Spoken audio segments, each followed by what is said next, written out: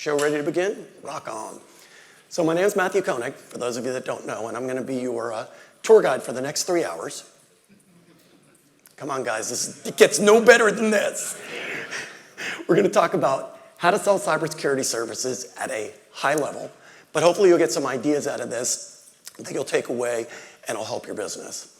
So the first thing I'm going to start out with is a review of all of your current customers. And we're going to start with a review of your current customers. Go. And go. It worked last time. Must be an hack. It must be a hack. Come on, what's going on? Chris can vouch it was just working. Is this why it's supposed to take 3 hours? Exactly. Okay, smart ass. For you, it's going to be 4. Exactly. Okay, screw it. I'll just go to the web. If you're on a shared network and one of your vendors is hacked into your Yeah, exactly.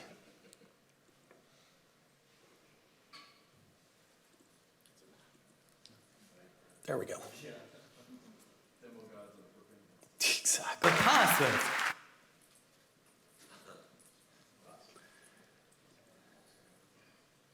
Today. There we go.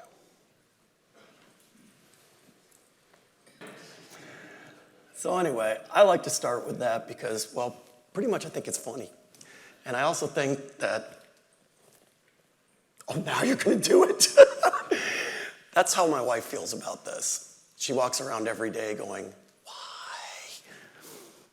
So let's talk about some important facts. These are from 2021, because the 22 statistics have not been compiled yet. So 60% of cyber attacks nowadays are on small businesses. They all think, oh, it's not going to happen to me. Well, we're going to talk about that later in the presentation on what to say back to that. Over 30 million businesses classified as SMBs. 66% have had at least one cyber incident. And there was a 424% increase in cyber breaches. By the way, if you want the slide deck when we're done, you can just email me. You can take pictures, but I'm happy to send it out. 2021, an average of 212 days to identify a breach. And again, we're going to touch on that a little more later because, you know what happens, I might have something that can help with that. We'll talk about that later. 54% think they're too small. And my favorite one ever is the fact that 25% don't think it could cost them money. That's amazing. Yeah. Anyway, it's got to make you do that. It's got to at this point in time. So what is the opportunity for you guys in reference to cybersecurity services? Well, if you look, SMB's cybersecurity spend is currently at $57 billion and is expected to increase to $90 billion by 2025. By the way, that's the SMB marketplace. That doesn't include enterprise. So that's mostly your customer base. And it's estimated there are about 40,000 MSPs in North America. That's from one person to God knows how many. It's who identifies as an MSP. So if you divide that out and assume 40,000 MSPs, which we all know is not happening, are selling cybersecurity services in the SMB marketplace, your fair share is $2,250,000 a year. Okay? And again, let's be honest, 40,000 MSPs are not selling cybersecurity services.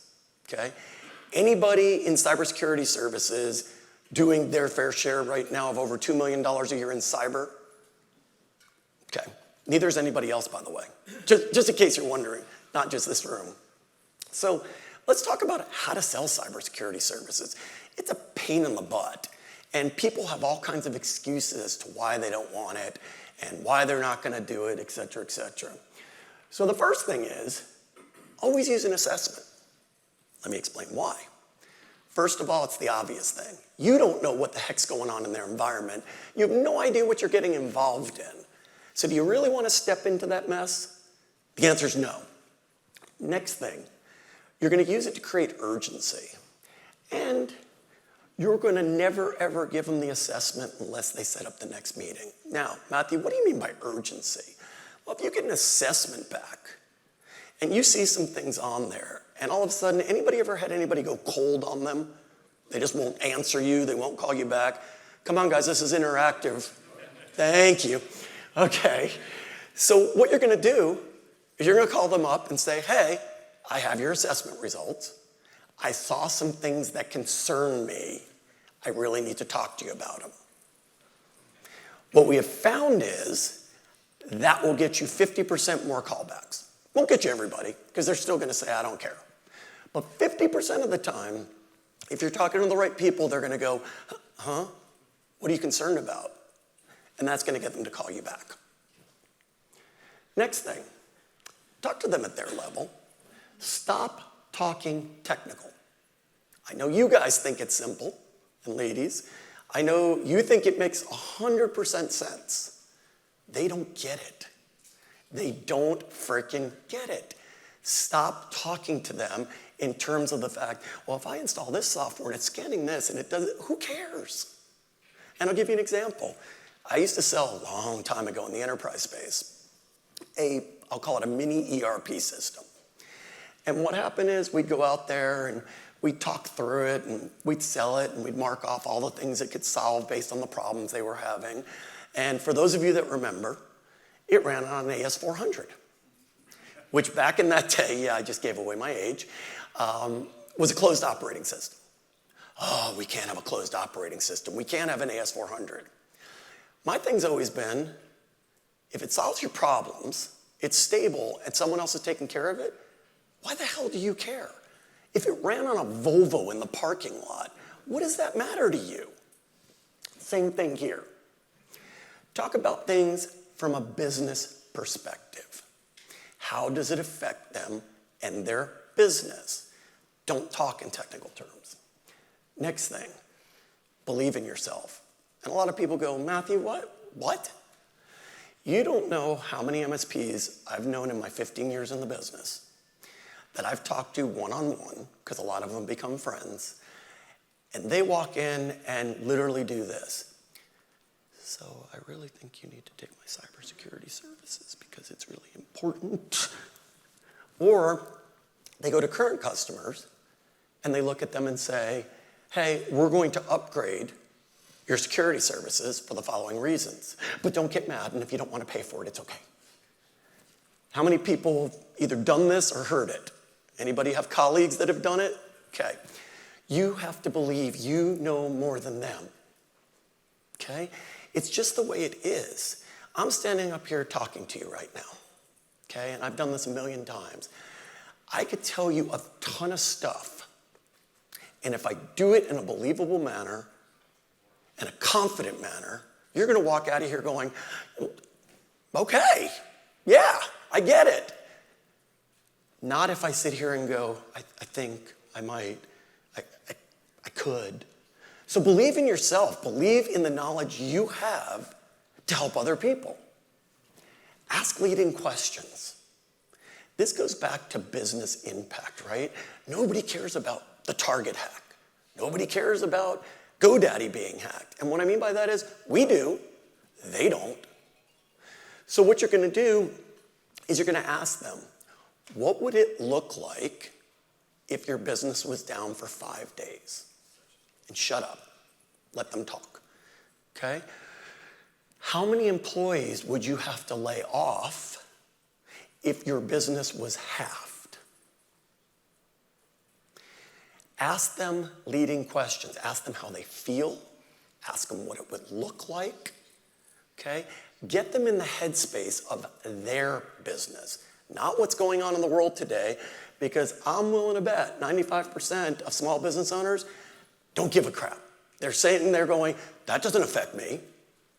So you want to, and it's not a trick, you want to put them in the headspace of thinking and talking about their business and what could happen.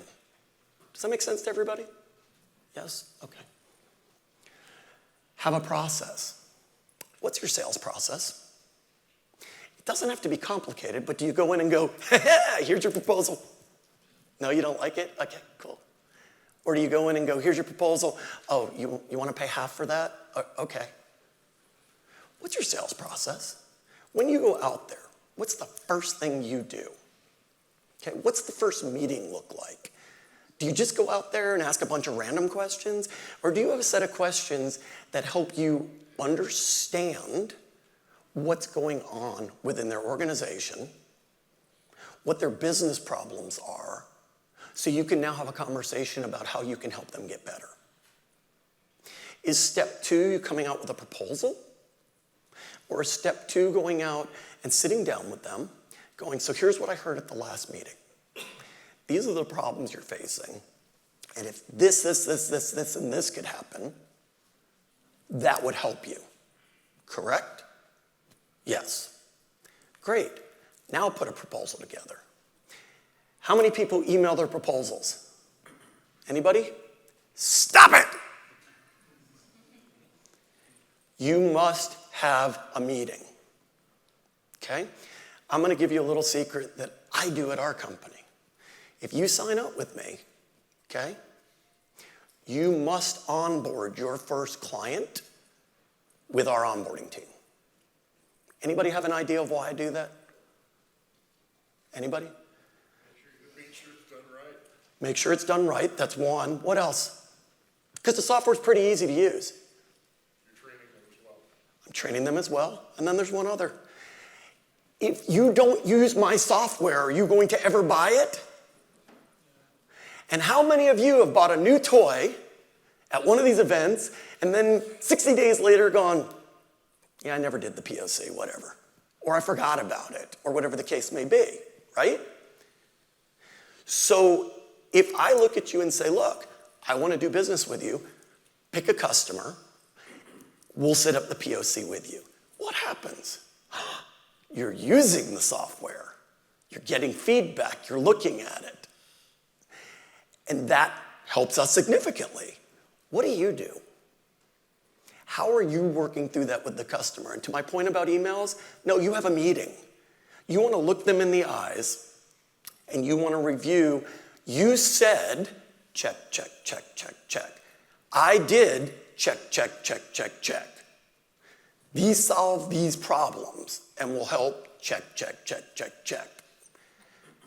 Do you disagree? And shut up. It's a powerful question. Do you disagree? Is it the money? Okay? Don't ask, what do you think? Don't ask, are you ready to buy? Ask them a question that forces them to talk to you, and make sure that they have to give you any objections they have, because otherwise they look like an idiot. If you looked at me and say, do you disagree? And I went, would that be normal? No, that would not be normal. I'd look like an idiot. And on top of that, it's just not a normal human. Do you disagree? Yes, I do. Great, could you explain why? No. Well, we're done here, thank you. Does that make sense to everybody? Don't email proposals. It might seem easy. It might be quick, but I guarantee you will close more business if you go face to face. Matthew, what happens if they don't want to meet with me face to face? Then do they really want to be a customer? Or are they getting 3 quotes? Do they really think you can solve their business problem? Or are they just looking to see what's out there? And do you really want them as a customer if they won't even meet with you to review the solution that solves their business problems? Look, I know you guys have small, medium, and large-sized businesses. But there are certain customers you just don't want. Because you'll bring them on, and it seems great, and then you use 50% of your resources on 20% of your customers, or 80% of your customers, I should say. Always go up to bat. Stop being scared to go up to bat. A single or a double is okay to start, okay? It's better than nothing, but there's a conversation to be had. We will come in and we will do this until we get here. Then I am implementing my full security stack, and here's the time frame and what it'll cost. So you're limiting the barrier to entry for them, but at the same time, you're not trying to go resell your security stack again. You're telling them, we will start here. Once you're onboarded, once we have more information, we're going to be putting in our full security stack. A lot of times, you know what they're going to say? Fine, just put it in. Oh, sorry. Have a security plan. Here's something bold, okay? Really bold. If you can't tell by now, that's just my personality. Have a security plan. Look, Mr. Customer, I'm very serious about this. I know you're going to get breached. I could do everything. I could sit here with a proverbial IT shotgun waiting for someone to do something, and someone's going to get in somehow. It's just the way it is, okay? However, I have a plan. I know the kind of breaches that happen to SMBs. I know how to find it. I know how to react to it. And here's exactly how I will take care of it and remediate it for you. Some people go, well, I don't want to tell them they're going to be breached. Why? It's real. Be real with them. Be honest with them. Because here's the thing. How many people do you think come in and go, look, I know you're going to get breached, but I have a plan. Not, I'm just going to react. I know how I'm going to take care of this. Can you imagine that? And do you think people will respect you more for that or less for that? Right? Next thing, don't break out bundled tools. Stop it. People come all the time, multiple companies I've been at, and go, can I have literature so I can go sell your product? No, you cannot. Stop it. There are some things that are sell-through. Most things in your security stack are sell-to, meaning I'm going to give you my software, you're going to make it a part of your stack, and then if you want to market something, you're going to market what your security stack is capable of. Nobody gives a crap who the brand names are. Nobody's going to go, oh, you use ThreatLocker? That's freaking awesome. Oh, you use Nodeware instead of this? Oh, thank you, God. I can't wait to do business with you. I know so many MSPs that look at me and say, I want to sell this. Well, first of all, let's be honest. And again, I literally have hundreds of you that are friends. I see some in the audience, okay? The reality is, you all suck as salespeople to begin with. Anybody disagree with me? For the most part? So therefore, good. I like when people are actually good at it. The reality is, though, 90% of you suck at sales, so how are you going to sell this? Right? I mean, let's be honest. Plus, it's your security stack. It's what I'm giving you. You shouldn't care as long as I'm protecting you. Compliance. If applicable, bring up any compliance frameworks they need to meet. Don't get technical. Don't give them the whole thing. Don't bring in the HIPAA manual. But show them some of the basics that they are required to meet and humanize it for them. So they understand you're doing this for them and not just because you want to, but because you're required to, and so are they. Because guess what? If you don't, where does the risk go? Anybody know where the risk goes if you don't meet compliance with a customer? You, and I don't mean even them suing you, I mean the compliance people will come down and go, you didn't do this. The risk absolutely shifts to you, and that is not Matthew saying this. This is not a scare tactic. This is fact. Do break out your basic services from your cybersecurity stack. Bruce McCulley, Galactic Advisors. I work with them, and I love this statement. Here's why. Here are my basic services. Here's my competition against this MSP. Here's my advanced security stack, okay? My advanced security stack will help da-da-da-da-da-da-da. Here's why you do that. Security's changing constantly, daily, monthly. You sign a 3-year agreement, okay, and you sign a 3% increase automatically built in. Let's be honest, does that cover your cybersecurity tools as things change? No. But if you break them out, you have the ability to say, here it is, This is my this is the daily services, and it's a this is my security stack. This has to change yearly. And therefore, there's going to be an increase, and it's probably going to be 10%. But the reality is that's the only way I'm going to keep you safe. So it's a separate conversation, and someone isn't coming in and saying, I'm $100 per seat cheaper. No, you're not, because you're not running all this other stuff. Right? It all breaks it out. As I said, Bruce is a very smart man. By the way, for those of you thinking, oh, you compete with them. No, we don't. But anyway, long story. Also compare apples to apples for service and pricing like we just talked about. Stop selling things. We talked about that also. Here's an important one. Be willing to walk away. It's easy for me to say, it's not my business. But again, there are some customers that are going to cause liability, that are going to drive you crazy, and at the end of the day, where you think they're worth the money, they're not. But most importantly, if someone doesn't care about their security, why should you? And the liability shifts all to you. And they'll sue you, which they'll do anyway, but at least you can go, look, here's everything I did. Walk away. It's the hardest thing to do, but you have to do it sometimes. So, number one objection. Do you know how hacking works? And I got to speed up because otherwise I won't be able to tell you anything about us. You know, they don't have to be aiming for you. Think of it as a pinball machine. I'm going to roll all these balls out, and wherever there's an open hole, it's going to fall in. So I'm not aiming for you. You're right. They are not aiming for Bob's Deli. But they are throwing out a spread attack, and whatever they can find, they're going to find. Next thing. I never hear about businesses my size getting breached. You know why? Because nobody cares about you. You're too small to make the news. Nobody's talking about you. But it happened thousands of times. It's not sensationalized enough for me to put it on the 11 o'clock news. So, Mr. Customer, if you really believe that, it's fine, you believe that.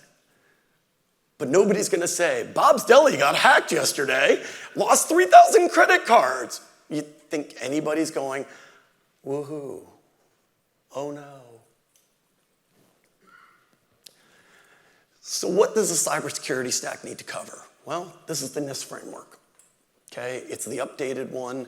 These are the things that are, quote unquote, recommended strongly by NIST to have in your network stack. Now, nobody's going to have all of them because it would cost you a fortune. But if you look through, there's some basics that are critically important for compliance standards and insurance requirements nowadays. Because if they're not in place, insurance companies are requiring it. And guess what? If you don't do it, they're going to send in their partnered MSP to do it. It's happened many times. So, continuous vulnerability scanning, kind of what we do. Why? First of all, there were 18,376 CVEs last year, which were exploitable by attackers, and guess what? There was no user interaction required. So yes, business email compromise is still number one. But you don't think that's a problem? I don't need to be involved. There's no human intervention for me to exploit those. Insurance companies are starting to require it. Compliance frameworks are moving towards it, starting to require it. You're able to find vulnerabilities quicker rather than after 90 days if you do find it. And remote devices are picked up as soon as they're connected. I travel 50 weeks a year, okay? You're never scanning my device, ever, if you're doing it quarterly or monthly or whatever the case may be. You're not. So what, in today's world, if you have all these remote devices and people are moving around and they're not sitting there, you have to coordinate. You need to be sitting at your desk with your machine on. Anybody tried to herd cats like that before? It's not fun. And it ain't happening, let's be honest. So, also CIS controls say so. CIS controls now specifically talk about continuous vulnerability management. So it's coming quicker than you think it is. So whether it's our product or someone else's, you're going to have to implement this at some point. So why Nodeware? Well, first of all, it's continuous vulnerability scanning. Runs in the background. It's completely platform agnostic. Run it on Windows, Mac, Linux, doesn't matter. brings back every IP address on the network. So the first thing it does, bring back an entire asset inventory with fingerprints. But the cool thing is you can roll it out in a sensor on the main network, agent on the remote devices, so you get all that information.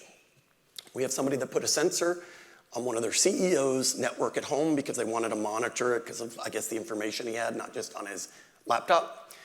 We are currently monitoring a Roomba somewhere in America. Freaking awesome.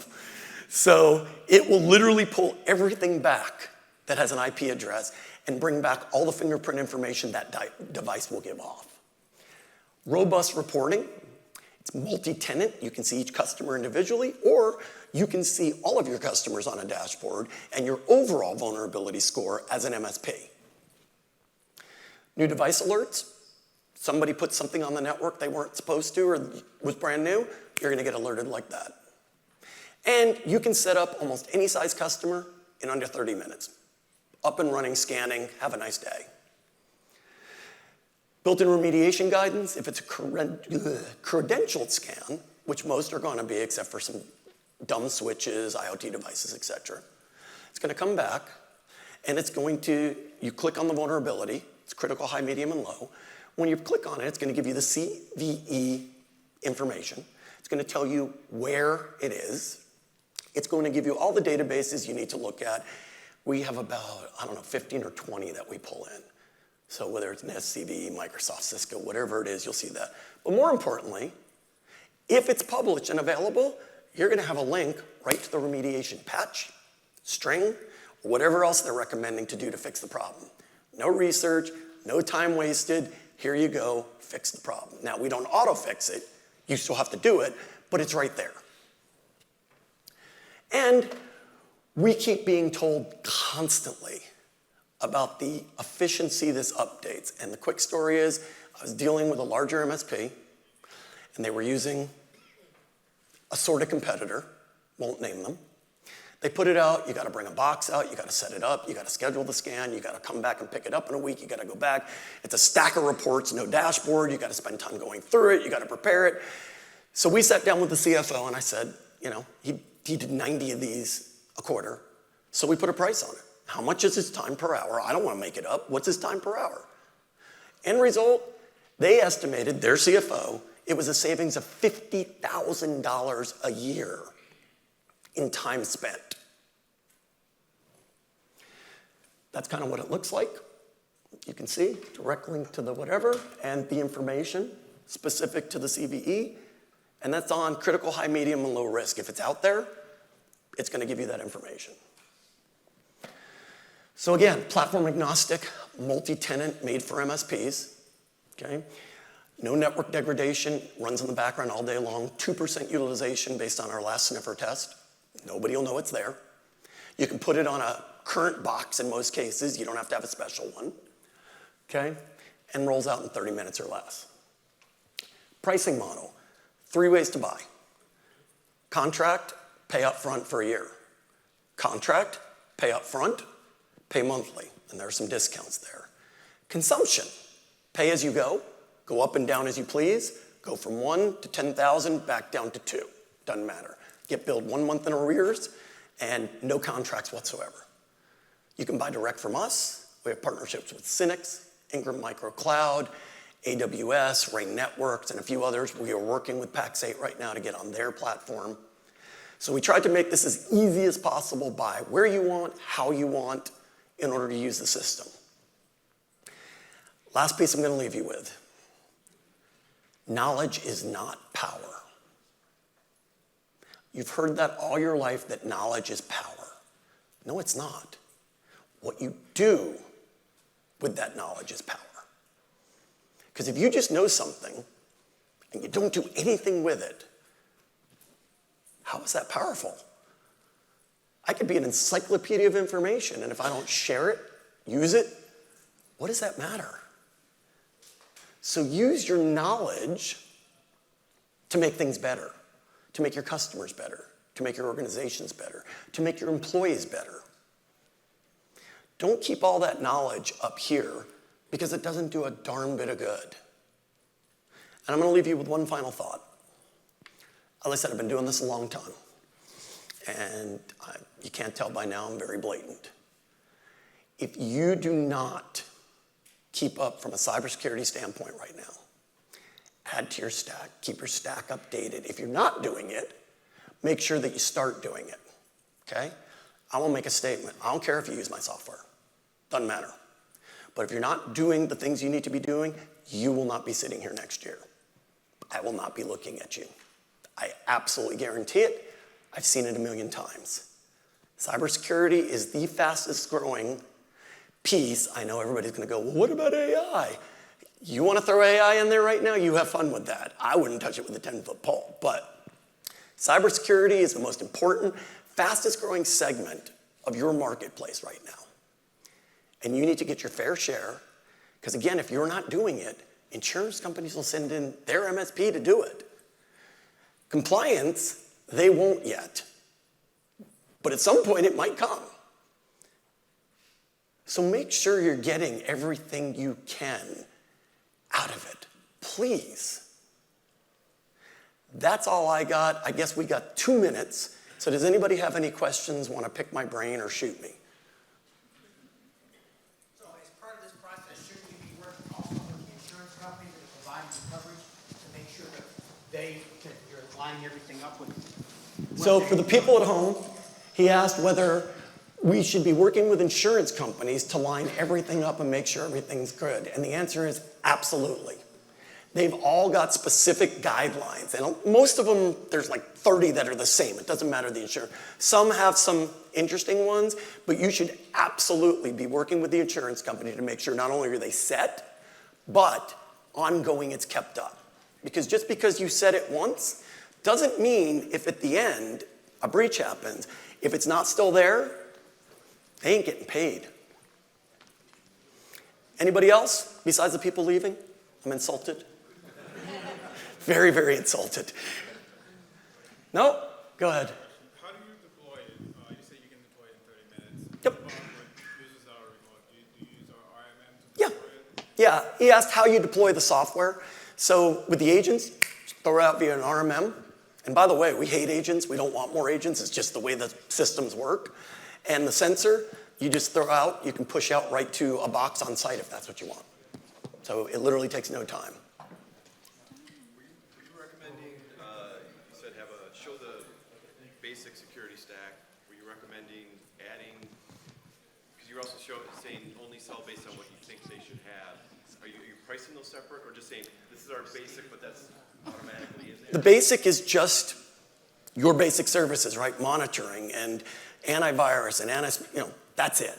The advanced security stack is vulnerability scanning, EDR, SIEM, SOC if you have it, et cetera, et cetera. So you're offering those as two options still? Not as two options. They're buying both, but you're separating it out because most of the MSPs are coming in with this, and why are you so much more expensive? Gotcha. Oh. So you're then having to explain yourself, and you know how that goes. Anybody else? Because she's telling me to stop. She's being mean. Does Nodeware provide the utility to run that vulnerability scan? Is that for sales? Absolutely.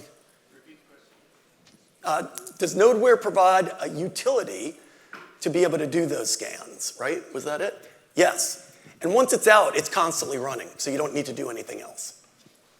So for those of you that are here, please come see me at the booth so I don't get fired. And we would love the opportunity to talk to you, and if you want, provide you with a POC. Now get the hell out of here before I get in trouble.